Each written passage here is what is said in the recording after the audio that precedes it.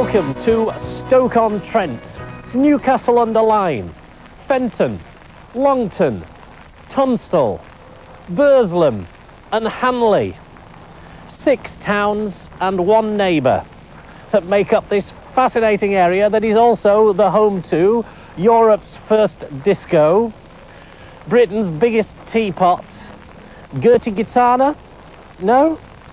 There's an old mill by the stream in LED. Oh, forget it. Also, did you know, here's a fascinating fact, Josiah Wedgwood's eldest daughter's son was Charles Darwin, the theory of Stoke City Football Club. There's a whole world down there, and we're going to explore it. Yeah, give yourself a wipe. I'm sorry, but they only give umbrellas to the presenters. See, I told you there were 6 towns, and this is why they're here and why they're famous for pottery. Or at least, that is, the different layers of coal that was under them there hills. But you needed more than just coal to make famous bone china. You need Cornish stone, you need animal bone, 50% of it is bone, and china clay. Now, I'm going to take you on a whistle-stop tour, one of my famous ones, to show you the process of making bone china. And there's no better place that I can show you than here at the Gladstone Museum. This used to be the Gladstone Pottery, and it was exactly the same as this 200 years ago when it first opened, and it's not been touched since then. Just look at those bottle kilns. Absolutely amazing. The whole place was saved at the 11th hour. It was all going to be bulldozed when some enthusiasts got together and said, please save it, and I'm so glad they did. Come on. This is the engine room, exactly as it was. Stunning. Look at it, working away. Absolutely brilliant. And the little rag picking up oil to make the whole movement smooth. Very simple, very brilliant. This is the slip house. And slip is the first sort of mixture of all of the components that make up the china. And this is where it would be mixed together to take about 12 hours to mix it all together. And then once you've got your slip, you'd put it through the first of the presses there, and then onward into the next part of the procedure. Actually, I'm going to break off just for a second to introduce you to a sagger maker's bottom knocker. And not only that, the oldest one in the world. This is Richard, 90 years old. Hiya, Richard. Now then, he's lost his voice. He's got problems with his larynx, but he's going to do a job now that no machine can do, invented to this day. Show them, Richard. Away you go. That's sawdust and sand. It's all in the wrist action.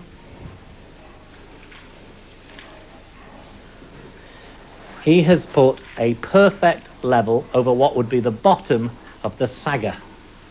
That's the first stage of making the sagger. I'm going to show you more later on. Thanks, Richard. Right. Once you've got your slip into here, pressed, get rid of all of the air, because when it went into the kiln, it would explode if it had air in it. This is where the working took place. This is the potter's wheel, and that would be turned by, don't knock on that, that would be turned by a child or a woman, maybe a child as young as 10 or something, all day long, turning the wheel for the potter, like that. There's some lovely machines down here where you did different processes, like pressing, making bowl. This is for jollying, for making plates. And they had a lovely thing called jiggering as well. This is where you can throw your own pot, like I was doing at Porthmadog not so long ago, if you remember. And down here, some beautiful, delicate little pieces that are still being produced to this day. These lovely little animals, hedgehogs and things, and beautiful. And some super flowers down here. A rose just having the final petal put on it by Joyce. Thank you very much indeed. Lovely. Now, I want to show you what happened to those saggers. Once Richard had made his saggers, they were brought here to a biscuit oven and stored inside this huge oven. Go on, have a look at them. There are, when it's full, 2,000 saggers inside there, and each one of them would contain about 20 pieces of work, so 20,000 pieces of work being baked at any one time. The whole process taking about 4 days, and what they would do is brick up the whole of that doorway. So, come on lads, bring on the bricks. This is Johnson Brothers, which is part of the Wedgwood group. Now then, the other thing that the Potteries needed desperately was water, loads of it in the shape of canals, so they could bring the raw materials in and get this beautiful, delicate china back out again. James Brindley was the man who was called in to do it. You may remember him when we were up in Manchester, the canal and bridge builder. And look, this is the last surviving canal boat that's used within the Potteries. They've loaded it up, they're just about to cast off, and it's going to go down here, which is the Calden Canal, to one of the other factories. Let's move on with a cradle-to-grave story about a man who was famous from these 6 towns. In fact, he wrote about the 6 towns a lot. His first novel was in 1898, and it was called A Man from the North, which indeed he was. The 6 towns were the basis for quite a few of his novels, and indeed his most famous novel, which, as you've already noticed, is actually called Anna of the 5 Towns. Now, lots of people think that's because his mother-in-law came from Fenton, and that's why he left Fenton out. But actually, that's not true, because he was married to a French woman. So she was hardly from Fenton, was she? He just thought it sounded better, Anna of the 5 Towns, rather than Anna of the 6 Towns. And this, the 5 Towns cap, is actually where he was born, although in those days it was a pawn shop. And this is where he's buried. I told you it was a cradle-to-grave story. This is actually his grave, or where his ashes lie. Enoch Arnold Bennett, that was his full name. He actually died in France. What he did was he drank some of the local water, and he said, there's nothing wrong with the local water. Unfortunately, he then contracted typhoid, a case of dying for a drink and then dying for a drink. Now, you look as though you've got a Titanic thirst on you. Well, you're in the right place. Now, this is interesting. Edward Smith, pretty trustworthy sort of name. Well, he came from here, and he was a captain on the White Star liners. He was also the captain on the Titanic. They built a monument to him here, but unfortunately, by the time they'd finished it, the ship had gone down. So they moved it off to Lichfield. But there's a little microbrewery which has taken up the ship's name and given its ales some names to do with the ship. They've got one called Lifeboat Ale. They've got one called Captain Smith's Ale. And they've even got one called Wreckage, which is really strong in alcohol. You see, this is all you need. Here's your malts and your hops, and you've got your casks. And I tell you what, this one's for me because it's even got my name written on it. You haven't got a straw, have you? Come on, the night is drawing in and the weather's getting more and more inclement. I'm going to take you to a nice hotel which is connected with Josiah Wedgwood. Actually, so is this, a ghost story to send you off to sleep. Molly Lee was a witch in 1748, and she was supposed to be related to Josiah Wedgwood. Now, when she died, they buried her here on April the 1st, and after the funeral, the vicar and 1 or 2 officials went back to Molly's cottage, right up on the tops, and they found her in her cottage, sitting on her rocking chair with her favourite blackbird on her shoulder.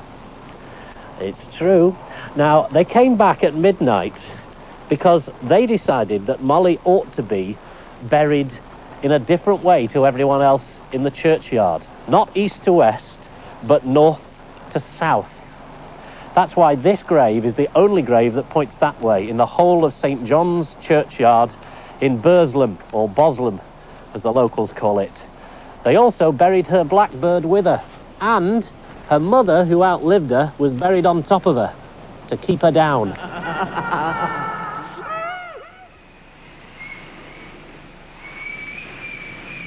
Morning. I trust you slept well after the ghost story? Oh dear, I'm sorry. I'm also sorry that I'm late. You know, I set the alarm, but Mickey's arm fell off. Anyway, this is the house that Wedgwood built. Josiah Wedgwood the First. It's now part of the Moat House Hotel, and they've got this lovely display of the plates. And do you know that one of those services costs £38,000 for a 6p rupees dinner service. It's true, that's what Frank Sinatra paid for it. Anyway, come with me, I'm going to show you something very special, which most people don't get to see. Down here, hall, and he built the village for his workers, and he called it Etruria, because he named it after the Etruscans, because he admired their work so much. You can see it's an absolute labyrinth of corridors and tunnels and that go on forever and ever and ever. But I'll show you some special parts. Come on. This is a nice bit here. It's a huge, big, old safe, which is extremely heavy. But inside, some nice bits, like that plaque, which is yet to go up, which is commemorating the bicentenary of his death, specially made by Wedgwood, and this specially made plate, which shows the hall from the outside, worth an absolute fortune. Don't knock either of them over. Back up, I want to show you, all right, I'll go past you. I want to show you something round here. Now, this is perhaps Wedgwood's biggest secret.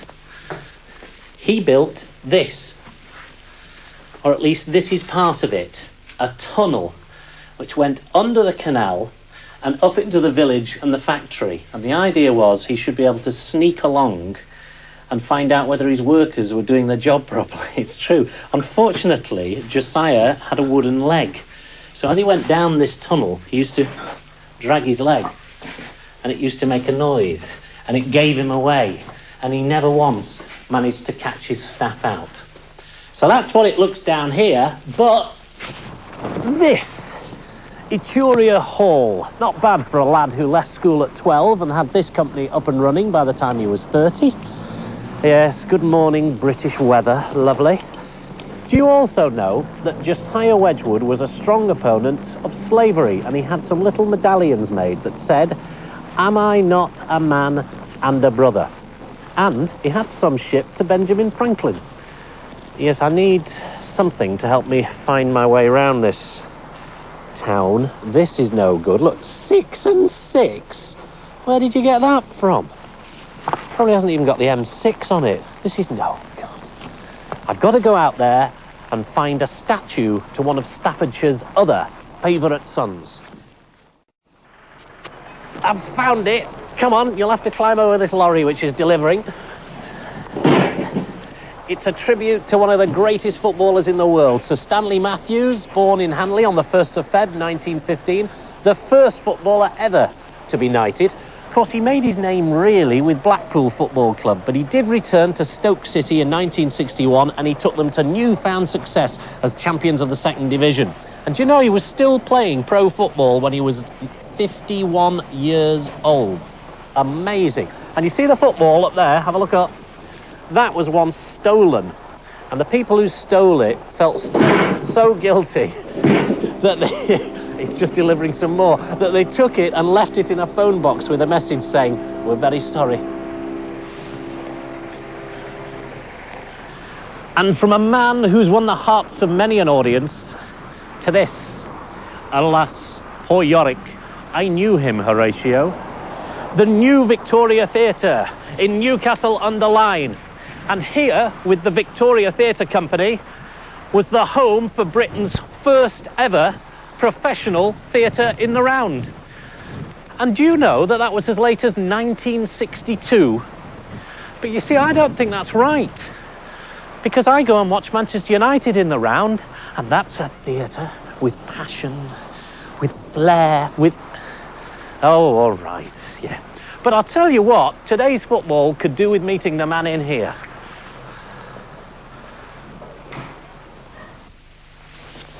And this is it, the theatre in the round. They're getting ready for tonight's performance of A Bedroom Farce.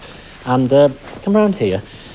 Meet Ian Gregory, who is Reverend Ian Gregory, a minister who started the Polite Society. And you have actually some sort of connection with the theatre, don't you? I have, in fact. I come to some of the performances. My daughter is a receptionist here. My son-in-law there is the stage manager. So we have quite a considerable connection with this theatre, and it's beautiful and a very great asset to the area. And it's your ministry here anyway, isn't it? Well, this locality, yeah. Yeah. Now, tell us about the Polite Society. You started it. Why did you start it? It started in 1986 when friends of ours came back from Malaysia. They'd been teaching there for 2 years and they'd experienced great courtesy and remarkably good service in the shops, and people were kind to them. And they came back to this country and could hardly believe what had happened while they'd been away, because we'd become a truculent nation. People were unwilling to give willing service to anybody, and all kinds of things were going wrong. And we thought, well, let's start a polite society which just asks people to be considerate in their daily behaviour. We drew up a code of courtesy. And we say to people, if you think you can keep this, or at least try, because none of us is an angel, join. And how do you join? Well, and what do you do when you do join? You send us a minimum of £3 a year, and we send a newsletter 3 times a year. We have an annual meeting to which people can come in London, and we have a National Day of Courtesy, which we ask people to take part in, which is the first Friday in every October.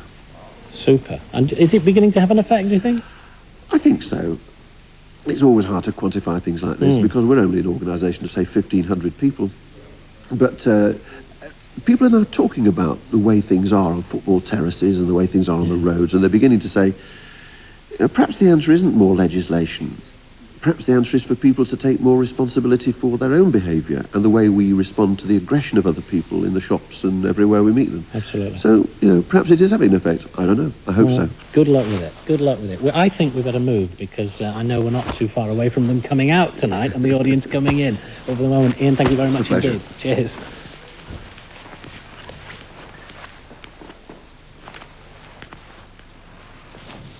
Hello there. How do you do? Hi. Lovely day. Well, I'm being polite. I've got my Polite Society badge. See? In fact, you need that more than I do. Go on. Now, back up. Now, in Staffordshire, oat cakes are incredibly important, and they have been since the 18th century. In fact, probably earlier than that, although there's no record of it.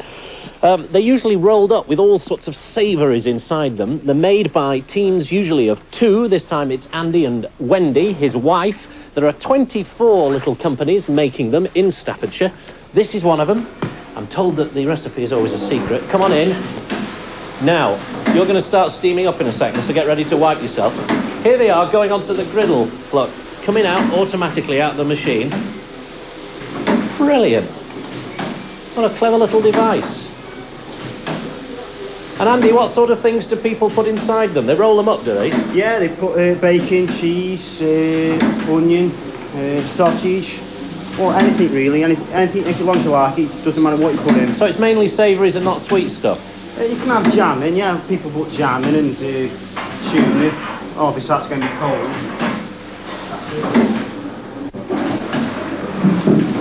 And how many of them are you producing in a day, roughly speaking? Between 1 and 200 dozen. 1 and 200 dozen? Between that, yeah. The recipe, I'm told, there are secret parts of the recipe. They're all secret, yeah. And the recipe's actually sold with the business, isn't it? Oh yeah. Really brilliant. Now then, I'm also told that you can send them in the post. Yeah, I do that, yeah. I do that regularly, send them all over the country. Cornwall, Scotland, Ireland. And they keep all right in the post? Yeah, well, we send by first class post and they get there then by the next day, so it's only a matter of about 24 hours and they're there. This is actually called a backstone, isn't it? Backstone, yeah. A backstone, which means back stone, doesn't it? Yeah, that's right, yeah. So that would have been over the fire. Do you fancy sending some in the post then? You're steaming up again. So, you posted the oat cakes with marmalade, and they're apparently going to meet up with us at Offa's Dyke. A strange person. Anyway, this is something you don't see too often, although there are plenty of them around. This is a greyhound track, and did you know that at the time of the Second World War, greyhound racing was Britain's most watched sport? Take it away, Tom. Over there, those dogs are going to come flying out in a second. They're going to go chasing the hare. And they'll get up to speeds of around 32, 33 miles an hour. Greyhounds originally come from Ireland, and it was actually hare coursing that they used to do, but they brought it into the stadiums in this century, And it's still very popular in the northwest and the Midlands area. Oh, well, don't look so sad. It's not a real hare. You don't get yellow hares. Actually, it's an electric one. You'd like that. And Tom up there is the person operating it. Go on up and have a look.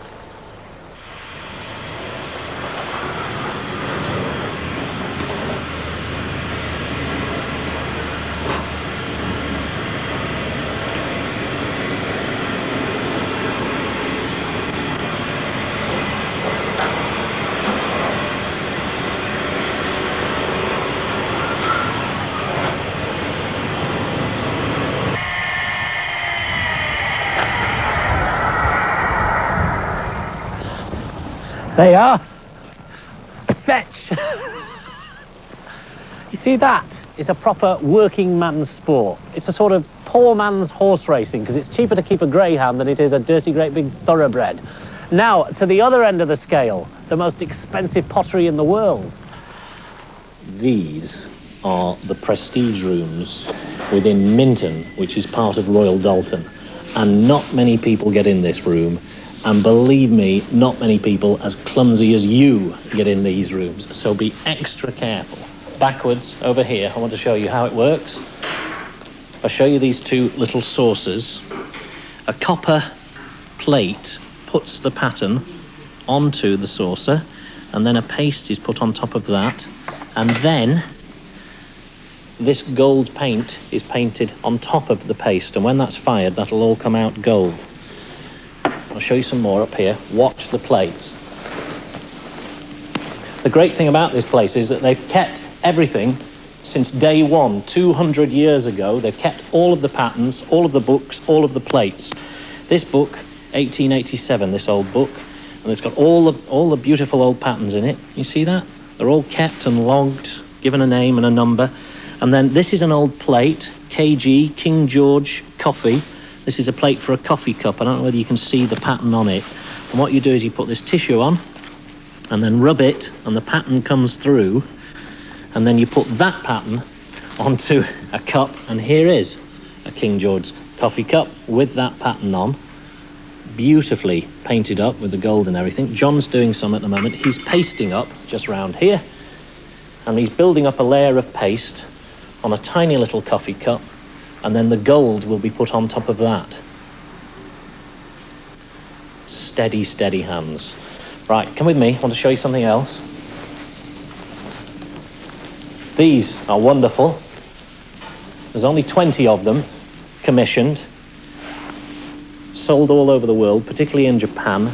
£10,000 a piece. Yes, so please watch what you're doing. And Lynn's work over here. This is Lynn Summer, working away. This is one of her plates, hand-painted. This one for Harrods, a one-off. Isn't that beautiful? That one was actually painted in the store. And that eventually will be presented to Mohammed Al Fayed. Priceless. So we have to be careful. And she's working away now.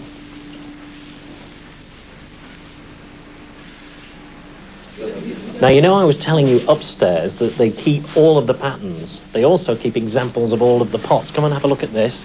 This is the museum, which is open to everyone who may want to come in and have a look. This peacock, absolutely exquisite, extremely valuable. You can come in here, have a look at something, and you can say, oh, I like that. I think I'll have something made like by that. And you can specially commission it and have it made just for you. And believe me, on our budget, we are not going to have any of that made. Not even a thimble. And finally, to the largest piece of pottery that you're going to see in this area, the huge milk jug type thing that you can see from the M6. Actually, it's just a folly that was built by the lord of the manor. It was a sort of summer house they could come and sit in occasionally.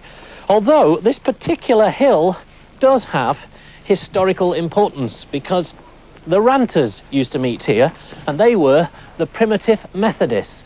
They used to meet on this hill, and the Methodist movement is still very strong in this area. Most of the churches are Methodist churches. Now, next time you join me, I'm going to be taking a look at Offa's Dyke, from top to bottom, the England-Wales border. And I'm going to ask, how can such a silly little ditch keep two nations apart? I don't know why, but I aim to find out. I'll see you then. Will sea trout take the bait in Andy's Angle? Next.